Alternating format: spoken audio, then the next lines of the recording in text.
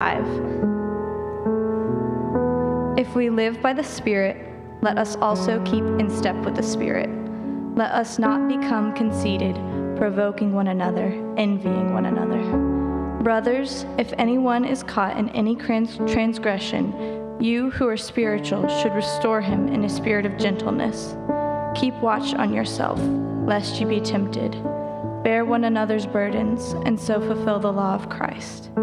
For if anyone thinks he is something when he is nothing, he deceives himself.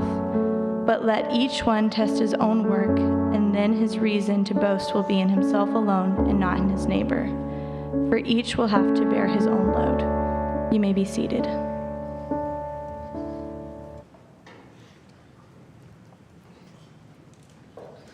Well, good morning. It's good to be with you guys. For those of you who have not met me, my name is David Black. I'm the campus pastor here at Grace, and just want to say welcome to you. I've had a chance to talk with a few of you this morning, and here's what just I know because of being a pastor and honestly just know because of ministry stuff. Memorial Day weekend, a lot of people traveling, and so if you're from out of town, just welcome. Thanks for spending the weekend with us. That also means some of our people are gone too, and so I'm just glad that we get to do this this weekend, and I hope that your time away or here is an enjoyable one. Something that we say often here, and we mean it, is that we would rather pursue God together than pretend that we have it all together. So what that means for us is a couple things.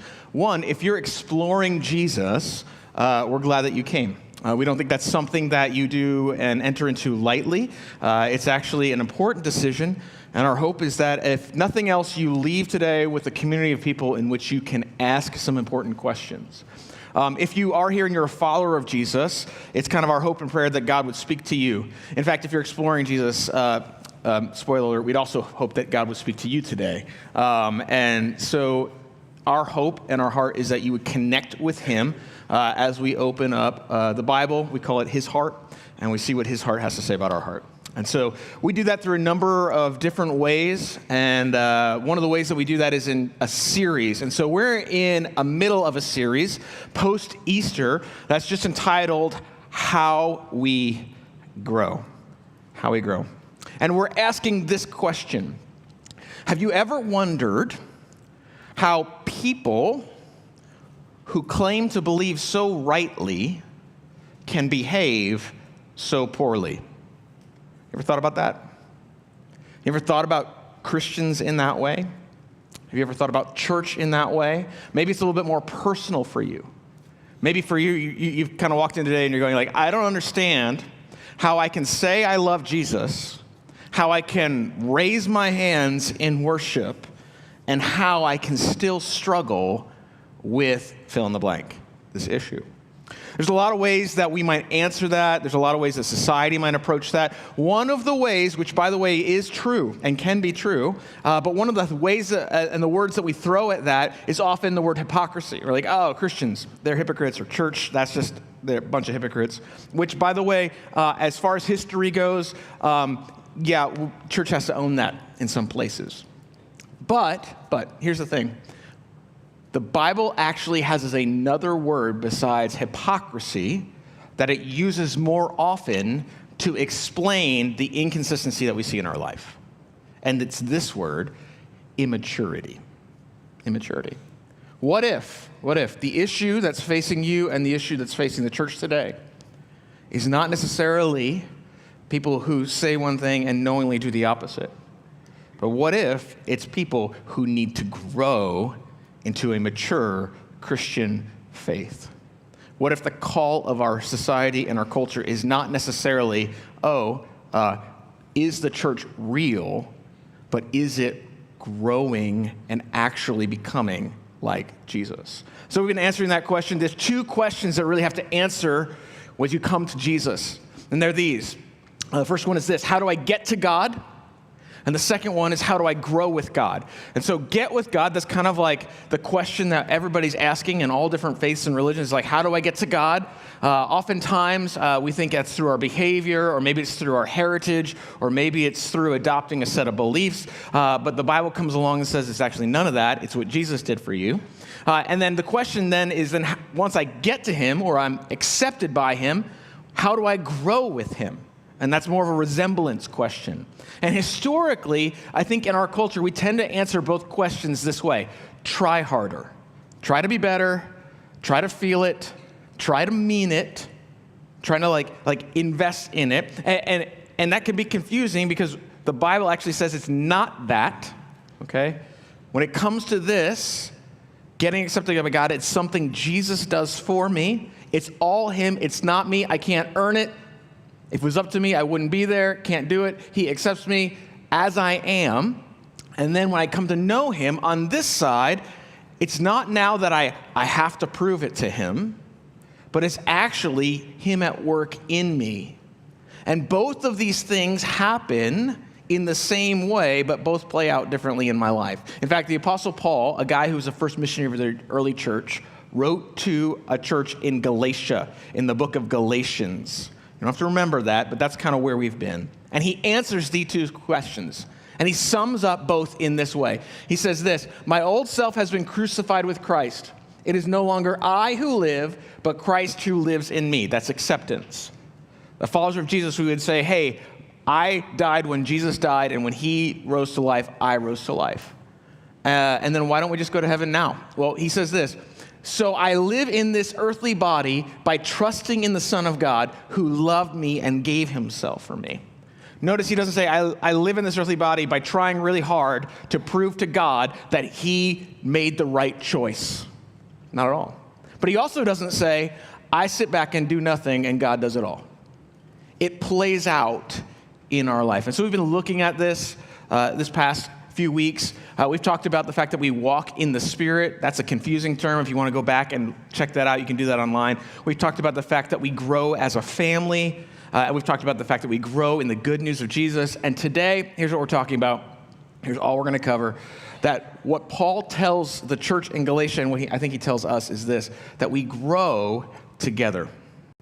We grow together. The passage that Meredith read for us is all about a community growing together. When I was little, I noticed that my parents had a chess set in our kind of downstairs area, and it looked exactly like this. I don't know if you have one like this or if you know where this comes from, but if you were to travel to Mexico, you would probably pick up one of these if you were into chess. And so at some point in my family's history, before they had kids, because that's when everyone else travels, right? Before they had kids, they had, extra money and time and freedom and all those wonderful things that you hear about as an adult with kids. They had all those things, and they went to Mexico. They picked one of these things up, and it was there. And I just remember at a very early age checking it out, because they were marble, and they looked different.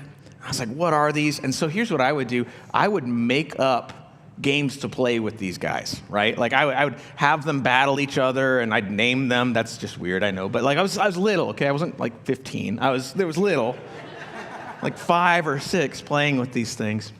And I thought I'd like pick up the rules. I knew a little bit about chess as I got older, right? Like, oh, they move a certain way. And I would just kind of play whatever by myself. And that was fine for a while, right? Until one day, here's what happened. My mom sat down across the chess set from me and began to teach me some rules. And I learned those rules, and then I would kind of try to play by myself, but that didn't work. In fact, I finally got to a point where I could play her. And if you know my mom, she has a little bit of a competitive spirit to her, okay? She did not hold back. She would squish me, just like totally obliterate me. I'd feel awful. I'd cry. I'd run to my, no, that never happened. But like she would really like not like give me, so I still have a memory of the day that I finally beat my mom at chess. I was like, oh my goodness, I have arrived, right? All right. If you want to know the age, ask her and then ask me and we'll see who's right, okay? Figure out when that was.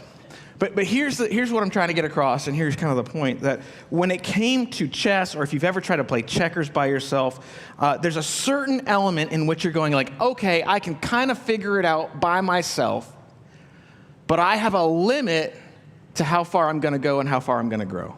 Why? Because growth doesn't really begin until it happens in relationship with somebody else. when it comes to that game. It's not till you're playing an opponent or until you have someone else who's like helping you and pushing you. The same is true with Jesus' church. And the same is true with the Christian life. You can do the God thing by yourself, but at some point, you need someone else to sit across the table from you. And it's at that point that we begin to grow. In fact, the passage of scripture that we read could be summed up, I think, this way. That when it comes to Christian community, community is the container for genuine growth. That when God says, hey, I want you to look like me, I want you to become like Jesus, that the container that he puts us in is his church family so that we might grow together in that way. What I think is interesting is what the Bible says is actually also what some sociologists are beginning to say.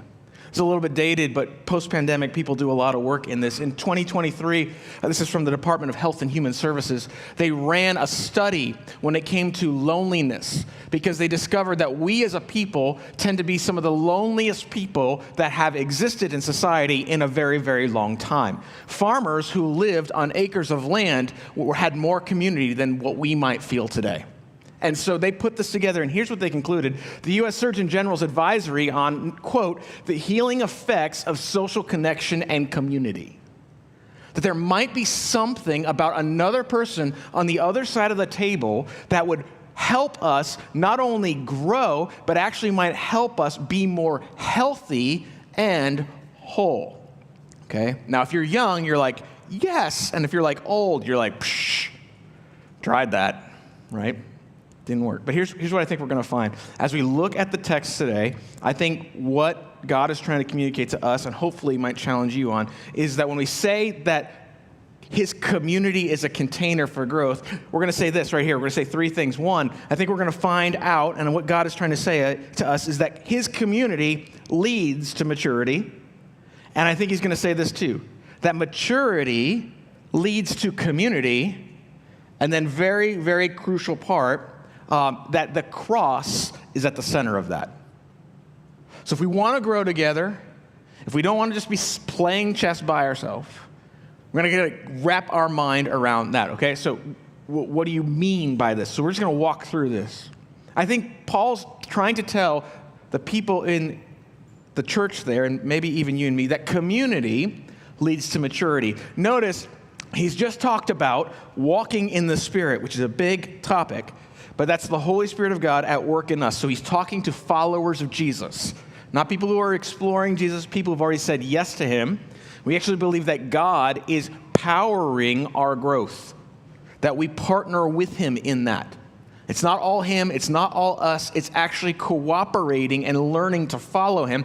And as we look at what he says this in the next section. He says, if we live by the Spirit, that's a big if. If you've come to know Jesus, he says, notice, you by yourself just walk with him. No, what does he say? Let us keep in step with the Spirit.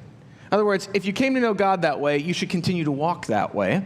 Then he goes, notice, let us not become conceited, provoking one another, envying one another. When you read the Bible, here's what you'll find. All throughout the New Testament, especially, often the commands of you are y'all.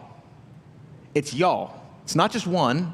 It's everybody. There's 40 one another's in the Bible, in the New Testament alone, that you should one another back and forth to each other. He's saying there is an element to following Jesus and following the Spirit in your life that is going to lead not just to private love, joy, peace, patience, kindness, goodness, faithfulness, all those fruits that we talked about last week, but that following the Spirit is going to ultimately mature you into shared life with other people. In fact, you could put it this way, that the Bible would teach that a independent Christian ends up being an incomplete Christian. Not that you're not a follower of Jesus, but there's a goal to grow in that. In fact, the Old Testament kind of puts it this way in a wisdom literature in Proverbs when it says this, that iron sharpens iron, okay? If you've ever had to sharpen anything with a rasp or a tool, axe, you know that you can rub iron on other metal and it will bring it to a point and a blade. Okay, he goes, as that same thing happens, one man sharpens another. It's not just men, okay? Guys like to quote this a lot, but it's people. That's what he's saying. Humanity.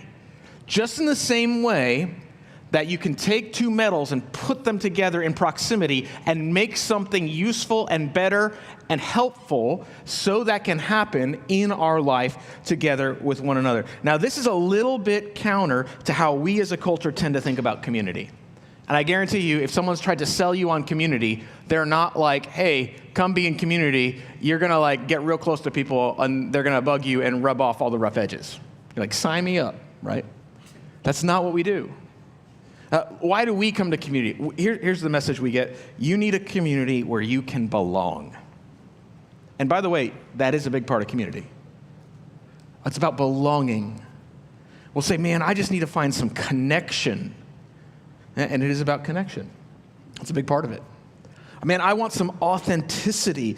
And all those words sound fantastic. Man, I just want to belong. I want to connect. I want some authenticity. So I'm going to find some community. But what Paul is saying and what the Bible is saying and what God's saying to us is that all of those things are there and something else. That in God's community you will belong. It's a big part of it.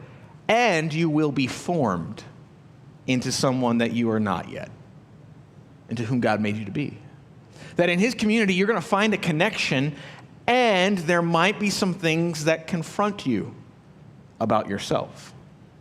That in his community, you're going to find authenticity, but don't be surprised if there's some sort of responsibility or accountability that comes with that.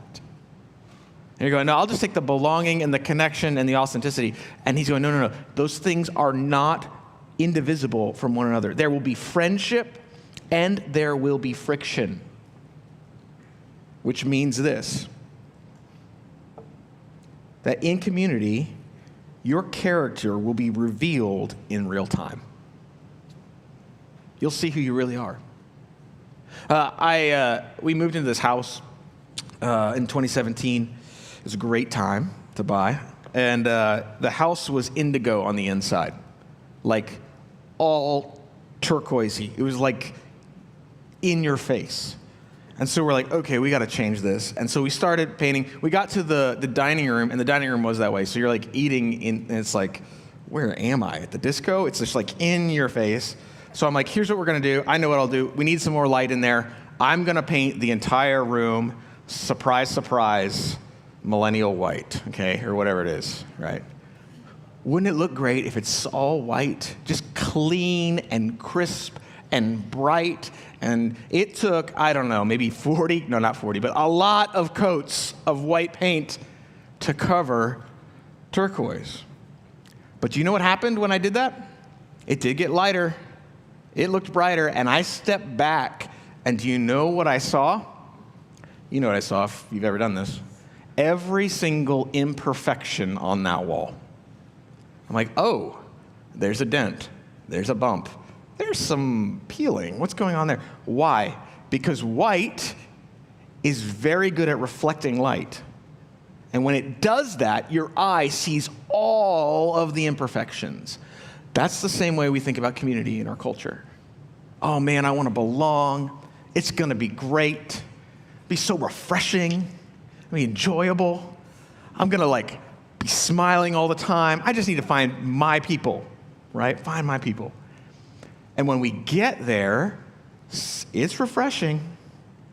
Oh, it's enjoyable. But we also begin to see parts of ourselves and parts of others that we go, oh, I didn't even know that was there. I don't know that I like that. Oh my goodness. Why? Because you can fake loving Jesus on a solo retreat. In the woods with a cup of coffee and Instagram, a journal. Man, you love Jesus so good up there, right? I do. You know when it's hard to love Jesus? It's when the person offends you in biblical community or in small group. Well, now I can't fake that, which, by the way, is what makes the wounds of church so deep and so real. Because there's no faking it. It's there. There's no getting away from it. It's there. In fact, here's what I would say. You'll find in Bible school, when you go to seminary, you're like, okay, you got to learn to pastor people. And you think, here's what you genuinely think. You think, all right, most of the conflict in my church, in our church community, is going to come from wrong theology or bad heresies that have creeped up over the years in the church. There are some of those, okay? Don't get me wrong. That is not primarily the conflict in churches, right? I do not know of a church that split over the Nicene Creed recently, okay? I don't know one that's arguing about whether the essence of humanity and the ontology of human being is like 1 or 2 or 3, okay? Most of the reason churches have conflict, most of the reason people leave, most of the reason we're going back and forth, most of it is not theology. It's immaturity. It's immaturity. In fact, here's what I would challenge you, and here's what I would say. If you want to know where you need to grow, I would not give you a Bible test. I wouldn't do it.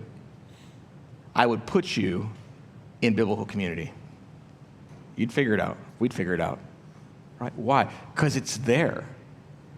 It's the thing that shows us who we really are. John Piper put it this way. He says, sanctification, that means the process of resembling God, looking like Jesus, is a communal project. It's something that we do together. And it's one thing to read about grace, read about love, read about faith. Man, it is another thing to experience it with one another.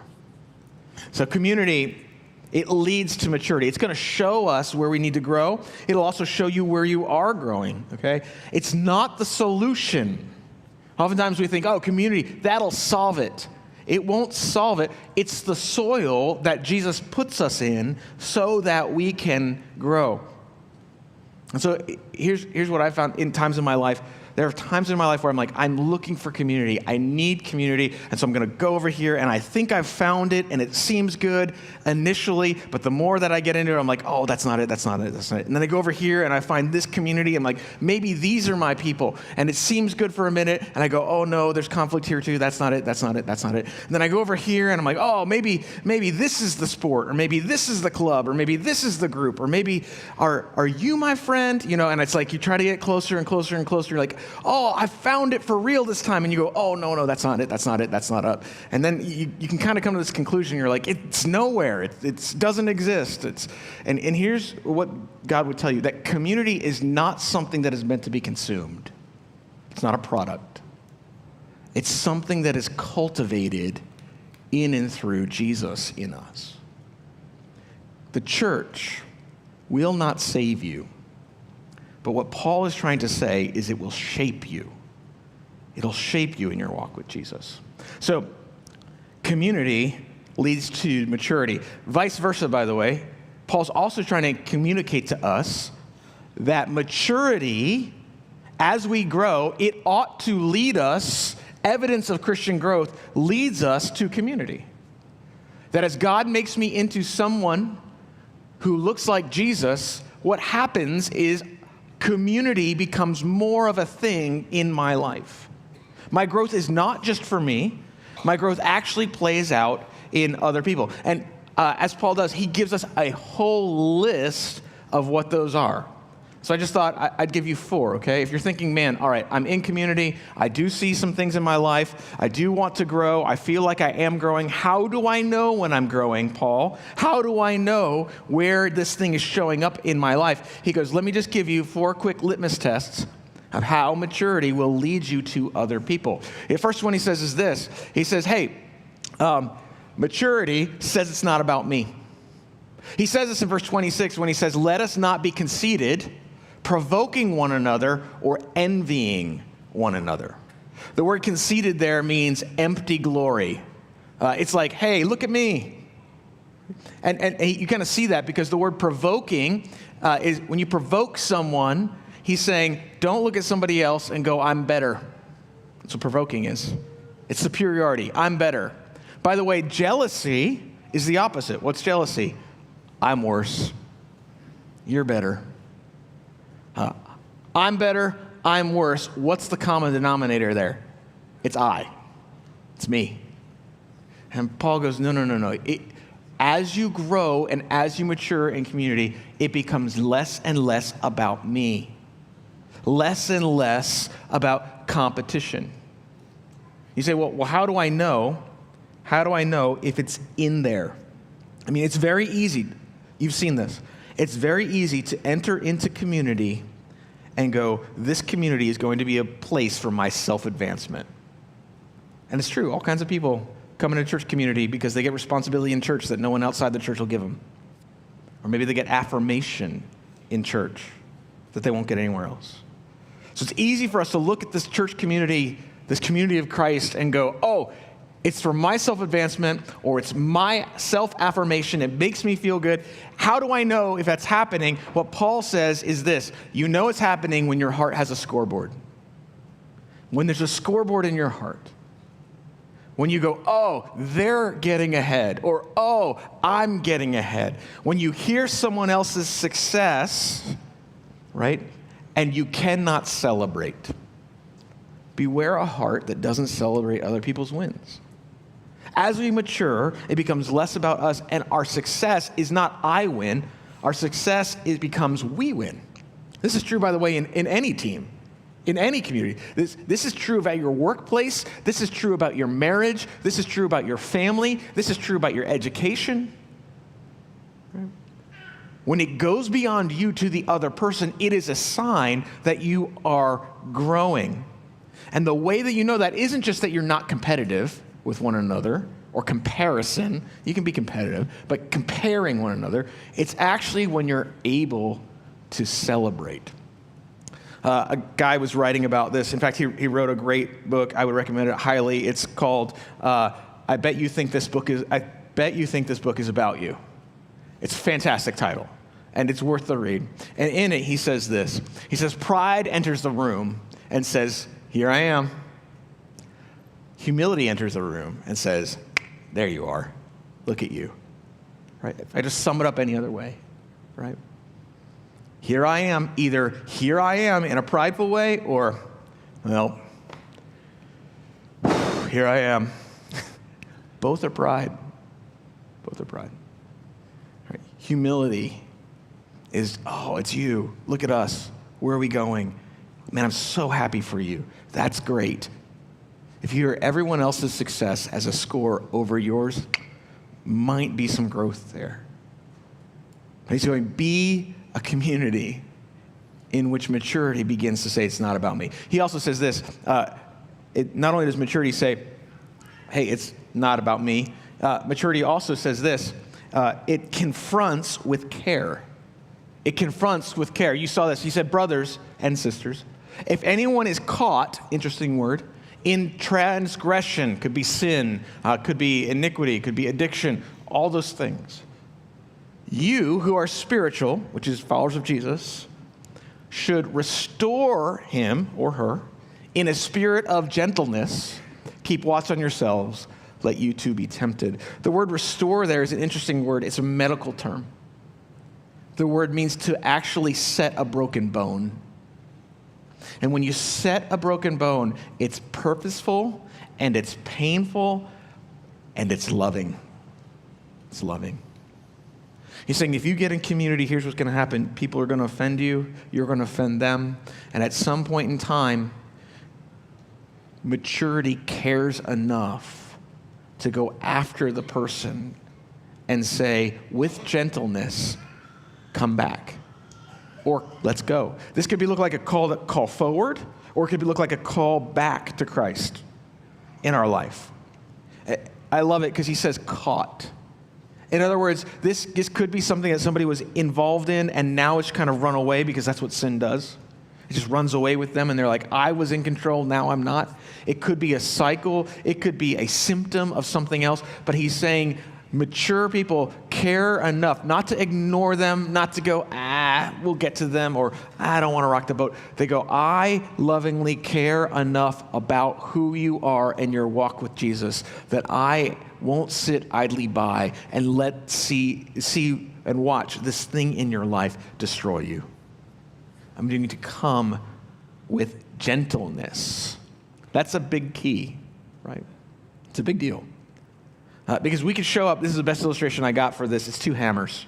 It just makes the most sense in the world to me. If I show up at your door of your life or your heart or your home, and I go, dunk, dunk, dunk, and I have this sledgehammer in my hand, and I go, I'm here to help you. You won't let me in your house. Why? Because you're like, I know what that hammer is for. It's for breaking stuff, right?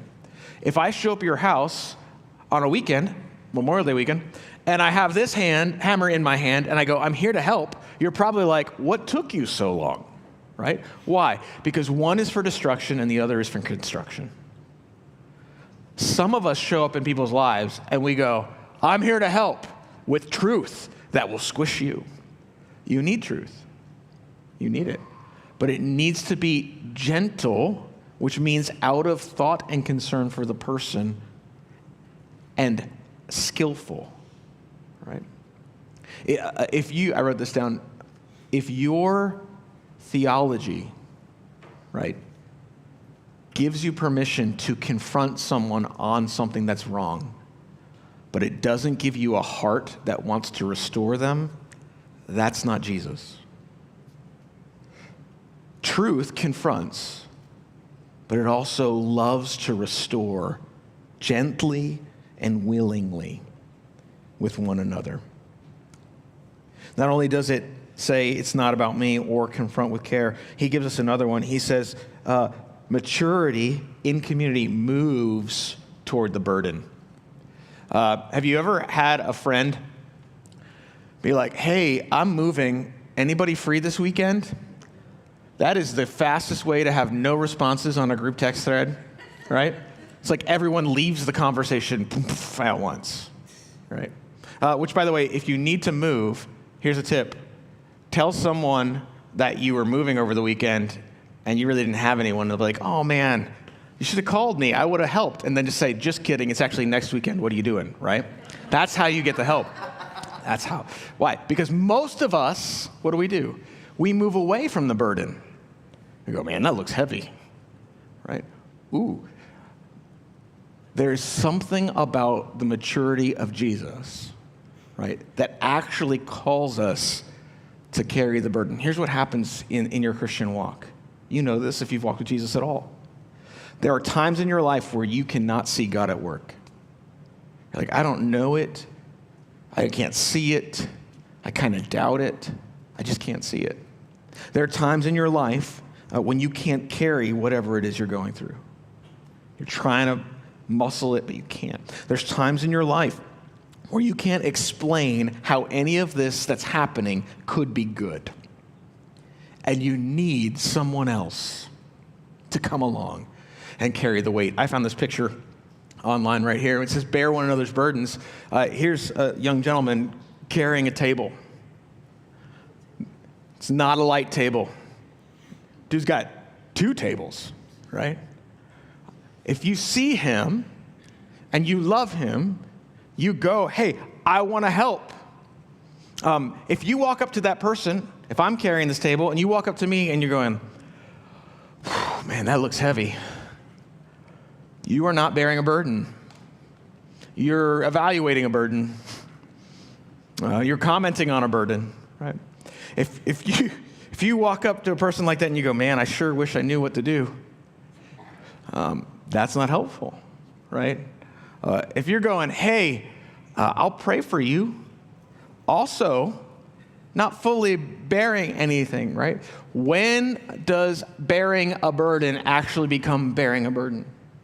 It's when some portion of the weight of what is being carried falls on you. How do you know when weight is falling on you?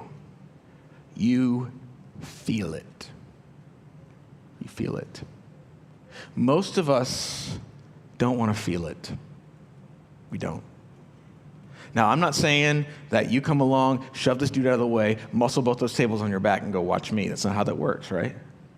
I'm not saying it's you by yourself. You might need to go get a busload of friends and say, hey, we got to widen this circle because this guy can't see that he needs to widen the circle. And all I know is I'm not helping him alone. I need to get somebody else in there. But it falls on us. Now, I think sometimes the excuse that we give us and sometimes the things that I wrestle with, this is just me, okay? So if it helps you, take it. If not, maybe it's just a pastor thing. I don't know, okay? Maybe it's a me thing, but I don't think it's just a me thing. Here's what I do. I often go, but he picked up his table. That's his table. I didn't tell him to buy that table. I told him to buy the foldable one, but he didn't. He made it out of wood himself. That's his thing. Why should the thing that he made or the thing that he purchased or the thing that he's carrying that he did to himself, why should that affect me? And you might not be wrong. You might be wrong. But here's what some really old guy who's dead and loved Jesus said. Jonathan Edwards puts it this way. Do you not know the gospel? Don't you know the good news of Jesus? I love this question that he asks. He says, Christ bore what you brought on yourself. That's what Jesus did. Jesus did not look at us and go, you break it, you bought it, and you broke it, right? He goes, I'm going to carry it with you, okay? One more. He says this, maturity is going to move you towards community, not just because it's going to move you past yourself, not just because you're going to care to confront, not just because you're going to carry burdens. He's like, this maturity is going to move you to community in a way that you don't even think about, and it's one that we have to talk about. And he says this, community is going to be an aspect of owning your own growth. Maturity owns its own growth. Notice he says in some of a roundabout way, he's talking about not being conceited. And then he goes, but let each one test his own work. Okay. And then his reason to boast will be in himself alone and not in his neighbor. For each will have to bear his own load. How does that make any sense? You just said bear one another's burdens. And then he's like, now it's up to you to carry your own. That doesn't seem right. Here's what he's saying. He's saying, beware of building a construct in community that defines your success or failure or your growth by comparison with everybody else. What you need to understand, and what he's trying to get across to us, is that all of us are in the same boat. We're all in growing together. And because someone else's difficulty or challenge or temptation looks different than mine, does not mean that I get a pass or that they're worse. He's saying we're all loving and following God together. This means that I can't just look at somebody else and go, well, compared to them, I'm doing good. I'm just going to chill out. He's going, no. If you want to know if you're growing, you've got to look at your own walk. In other words, followers of Jesus who are mature do not deflect their own issues onto other people and just let them go. That breaks community, right? If I don't address the immaturity that God shows me in my life, I will destroy the community around me. That's just how it works. Immaturity doesn't break community. Unaddressed immaturity breaks community, right?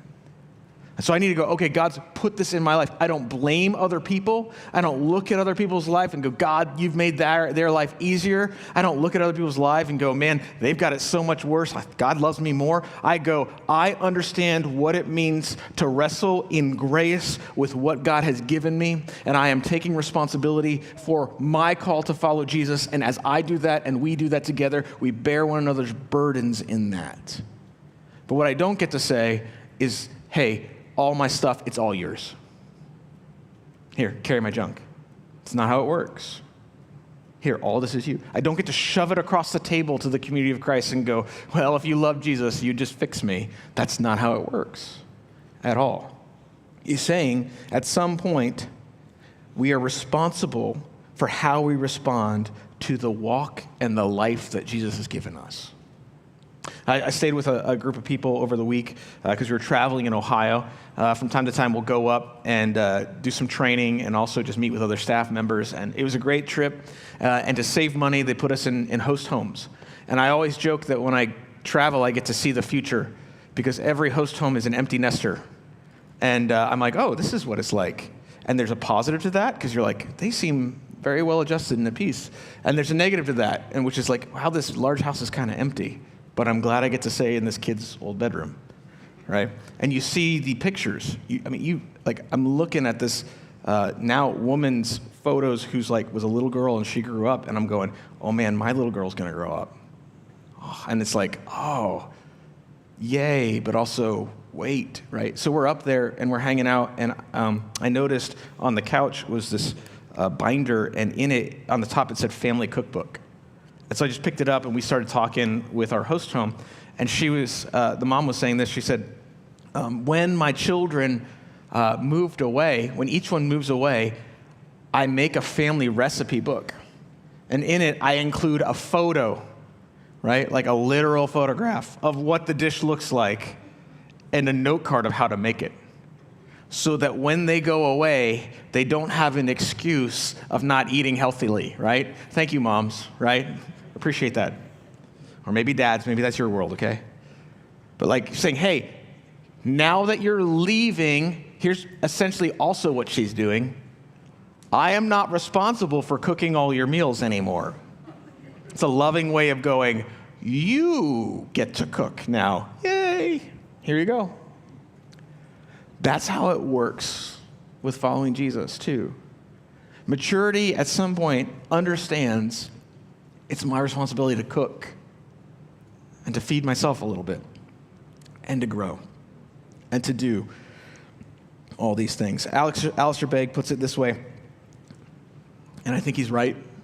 He says, humility and consistency, these two are the marks of the mature Christian life, which knows that by grace it has reached this far. That's like owning it. And by grace it will press on to reach home. To some degree, we all participate in this. Now, what I think is interesting is we can go down this list and we can immediately think oftentimes about deficiencies in the community that we find around us or people, without ever thinking about the fact that God might be trying to point and tug at our heart too, in some way. I think it's easy to go, man, I thought that Christian community was where I get to come alive. And maybe this morning you're going, you just kind of squished all that for me. Like, I don't know that I want all that, right? What are you trying to say? What is God trying to call us to? I think he's trying to push back on our hearts, because Christian community is a place where you can come alive. But first, something has to happen, and that's this, that none of this happens if I'm not willing to come and die to myself. Community does not come alive unless we are willing to die. You say, that sounds weird, and how do you know that works? Because right here, it happens in the cross. The center of all this is the cross. The only way that community leads to maturity is if the cross of Jesus is there. Not going to happen any other way. You can't muscle it. You can't want it. You can't desire it enough. The cross has to be there.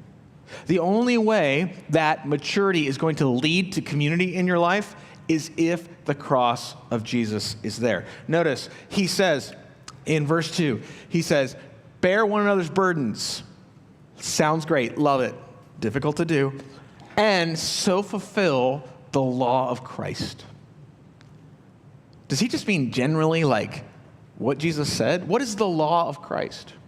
This happens in the New Testament in a couple places. They go, hey, law of Christ, law of Christ. You're like, where is that? What is he saying? Well, here's what's interesting to me. That in the Jewish culture, in the Old Testament, there was a law that kind of summed up community. And it's this law. It's found in Leviticus chapter 19:18. And you know it even if you didn't grow up in church. You shall love your neighbor as yourself. I am the Lord. You may not have known that last part, but you know the first part, right? And what I think is fascinating to me as a pastor is if you tell anyone, like, hey, do you read the Bible? No, I don't read the Bible. I don't like all those rules and all those laws in the Old Testament, especially Leviticus. That's crazy. I'm like, oh, okay. Well, how do you live? Oh, I don't know. I just try to love everybody like me. You're like, no, you're just quoting Leviticus, man. Right?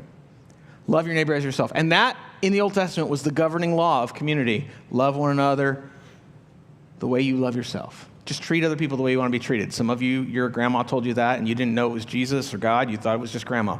But that's actually in there. Okay. Jesus comes along, and he goes, I've got a new law for you when it comes to community. You're like, really? Yeah. And it's often referred to as the law of Christ. And this is it. He's sitting around a table with people before he goes to the cross, and he looks at his followers, and he says this, a new commandment I give to you. Love one another the way that you love yourself. That's not what he says. He says, love one another the way that I have loved you. You also are to love one another. You see what he's saying? He's saying this isn't about treating people the way that you want to be treated. Although there is some credence to that. He's not saying don't do that. He's saying go further than that. My community will be one in which you love one another in the way that I have loved you. You see, in Christian community, you're going to meet a lot of people who you like. Well, you'll meet a few people who you like. Okay. You're going to meet some people who rub you the wrong way. Who you're like, I just don't connect with them. Because their personality, your personality, it's not going to always gel, right? You're going to meet some people that you love to serve. Serving with them is a joy. And you'll meet some people that serving is a chore. You're going to meet some people that you will have to say hard things to. And then you're going to meet some people who will say some hard things to you. You're going to have some people that you encounter, and you're going to be like, man, I'd love to have them into my home. And then you're going to meet some people and you're like, I'm not going to give them my address. Right? It's not simply all wonderful, but it requires Jesus. Like, who does that? All of that is literally saying, my life for you. Right? How do you bear someone else's burdens? My life for you. How do you confront someone lovingly and gentleness to restore them? It's my life for you. How do I get past me? It's my life for you. How do I say I'm going to take responsibility and not put too much of it on you because I'm not going to port my Christian experience to yours? It's my life for you. You will never be able to say my life for you unless you understand that it was his life for yours. It won't ever happen at all. Christian community that is built without the cross just falls apart. Just falls apart. I won't show you the slide, but it's like putting IKEA furniture together without the screws. You sit in it, it just crumbles. And so often, we as church people come and approach community, and we try to build it, and we think, oh, this is going to be great. And it's not because Christian community is not something that is a thing. It's because oftentimes we build it without understanding that I need the cross to actually grow and show me and shape me into somebody in which God lives through me and changes me. As the band comes up, I want to just quickly talk about the seat across the table from you. If you're sitting there and you're playing chess by yourself, or if you're playing the Christian life and you're going, man, I think I know what these pieces do and I'm just trying to figure it out, but there is a seat across the table from you. And more than somebody else sitting across the table, another follower of Jesus and doing that, before that can happen, you have to understand that the seat across the table from you was something that Christ sat in first. That Jesus sits down on the other side of the world's table of sinners and goes, all right, I am going to be in your world. I am going to bear your burden. I am going to love you. I am going to literally die for you. You see, if you read this list and you go, who would do that? Only people who have stood at the foot of a cross can do that. Why? Because the God of the universe on the cross loves you. He died for you. He didn't just look at you and go, I will enter your world and bear your burden when it fits my schedule. It's not what he did. He goes, I'll take all of it, 100% of it today. Even though you brought it upon yourself, I'll do it. This Jesus doesn't go, I'm going to take all your sin when it's convenient for me. He goes, I'm going to take it completely for you.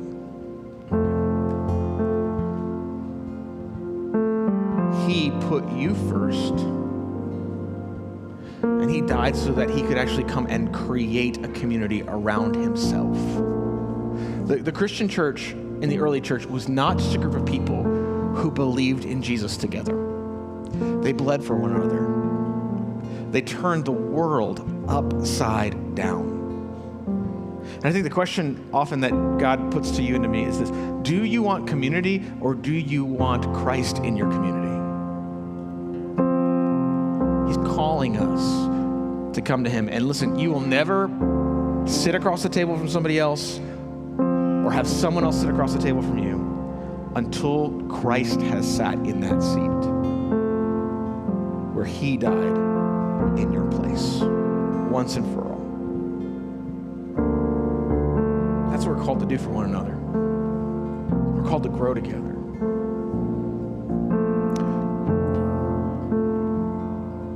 If you're here and you're exploring Jesus, church community will not solve everything for you. Well, you can come to church, you'll learn a lot about yourself, you'll learn a lot about other people. Hopefully you'll learn about Jesus and hear from him. Jesus is the only solution for our sin. He will grow us. But if you're a follower of Jesus and you step into that community, he will challenge and grow you, and he will show up and show you himself. You won't be empty. You will not be alone. You'll have a family. And it won't be easy, but that's what he calls us to. So I'm going to pray for us. Father, I just pray this morning that we would